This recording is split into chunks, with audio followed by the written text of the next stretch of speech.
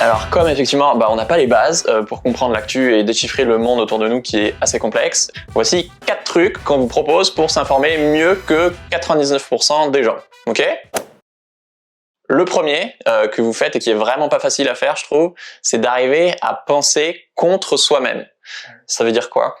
Penser contre soi-même, ça veut dire que quand t'as vraiment envie d'adhérer à une idée, t'as vraiment envie de te dire que la loi de sécurité globale, elle est dégueu, ou que le confinement c'est injuste, et que Macron il abuse, quand tu sens que t'as une adhésion émotionnelle forte à une idée, tu te forces à aller regarder le point de vue inverse, à te décentrer, à regarder s'il n'y a pas des arguments de l'autre côté qui pourraient un peu nuancer ta position, un peu te tempérer, ou te faire comprendre la position adverse. Et ça, c'est cardinal pour pas s'enfermer dans un tunnel d'opinion où tu fais que confirmer ton intuition. Si tu veux avoir vraiment de l'esprit critique et maîtriser l'opinion et la connaissance que tu as, il faut toujours faire cet effort, de temps en temps, pas systématiquement, mais de penser contre soi et d'aller chercher les arguments inverses. En commençant à faire ça, typiquement à l'époque c'était sur le renouvelable, où j'étais un peu bisounours du renouvelable et je me suis vraiment senti trahi en fait par la sphère écolo qui met le renouvelable sur un piédestal.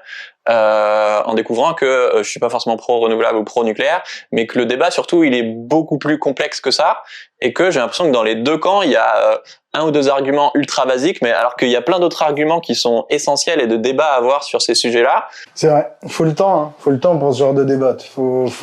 C'est tellement compliqué l'énergie, un système électrique et tout, que quand tu résumes à pro ou anti Tchernobyl qui va te tuer, ou les moulins à vent éoliennes qui servent à rien et qui font jamais de l'électricité, t'es pas dans un débat raisonnable. Et du coup, ça veut dire aussi que après, en fait, t'as un avis qui est beaucoup plus argumenté et du coup beaucoup moins émotionnel. Mais ça implique aussi que tu sois capable de te dire, tu sois ouvert au fait de changer d'avis et te dire en fait, je me suis trompé. Ah ça c'est clé, et ça fait mal de se rendre compte qu'on s'est gouré et de changer d'avis. Oui, il y a d'autres arguments et que t'as le droit de changer d'avis, t'as le droit de te tromper, ça arrive.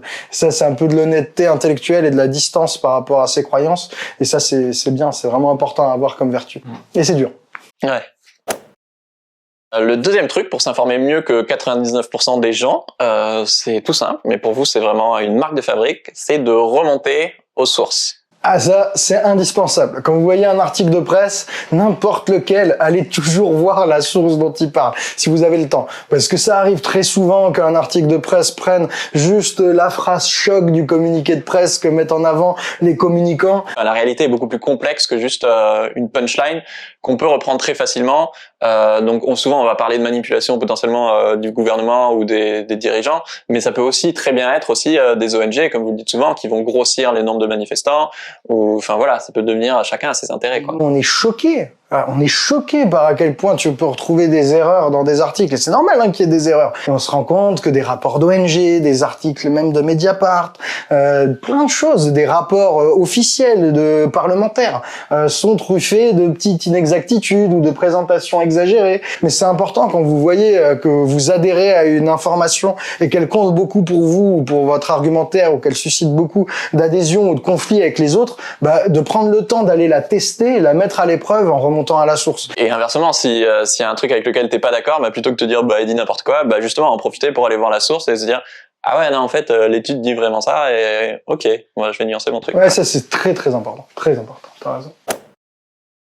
Ensuite c'est un truc qu'on nous apprend pas, mais toujours par rapport aux sources, en fait toutes les sources elles se valent pas en fait. Il y a une sorte de hiérarchie des sources. Ouais, grave. Alors, toutes les sources ne se valent pas, mais en gros, ce qu'il faut savoir, c'est qu'il y a la petite anecdote, l'opinion personnelle. Souvent, les articles de presse, c'est le niveau de l'opinion de Gugus.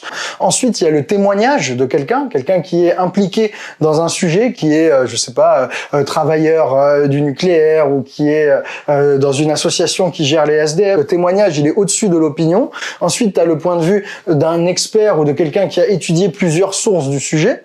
Ensuite, encore au-dessus, t'as les articles scientifiques ou les bouquins scientifiques. Mais les bouquins scientifiques, faut savoir que c'est rarement relu. Ça peut être simplement l'opinion de l'auteur. Du coup, ces articles de blog ou ces propos d'experts eux-mêmes, il faut parfois en douter. Ensuite, au-dessus, tu as les rapports officiels, la statistique officielle, des gens qui peuvent aussi avoir des petits biais parce qu'ils utilisent telle définition et pas telle autre, mais qui au moins moins produisent de l'information un peu contrôlée. Et puis encore au-dessus des rapports officiels, tu as les articles scientifiques publiés dans des revues à comité de lecture. Ça, c'est un peu quasiment la Rolls-Royce de la source. Ces articles scientifiques, c'est des chercheurs qui proposent leur article avec toutes leurs données et tout. Ils envoient ça à une revue scientifique qui, elle, fait relire cet article avec toutes les données par 4, 5 relecteurs du même champ, donc de la même discipline. Du coup, c'est aussi des experts. Et encore au-dessus, il y a les méta-analyses publiées dans des revues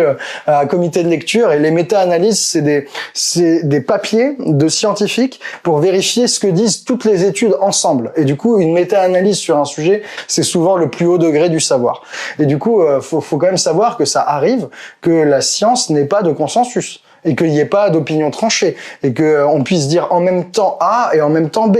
Ça arrive très souvent. Malgré cette hiérarchie des sources, faut pas penser qu'on va arriver à une vérité unique, claire. Il peut y avoir du débat, de la controverse, du dissensus, et c'est comme ça qu'avance la connaissance humaine.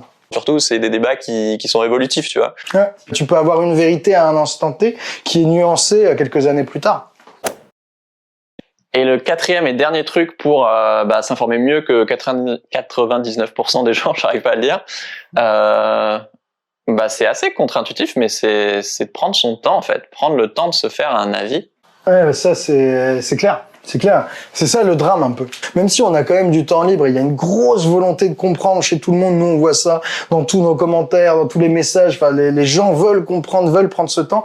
Mais c'est quand même difficile de prendre ce temps sur tous les sujets. Et là où ça devient dramatique, c'est quand les producteurs d'informations, les journalistes, télé, radio, papier, quand les producteurs d'informations ne prennent plus le temps de décortiquer et de remettre l'information dans son contexte et d'évaluer si elle est vraie ou non. Là, on commence à avoir un problème en tant que citoyen. Moi, je suis pas expert de tous les sujets dont je parle, et c'est pour ça que pour moi, c'est important de faire venir d'autres gens qui sont potentiellement plus compétents sur le sujet, et surtout d'avoir une attitude basse et de dire voilà moi où j'en suis dans ma démarche ou les questions qu'on se pose, et pas d'être en mode c'est ça la vérité et c'est tout. Tant que t'apportes un minimum de nuances et un minimum de jugement,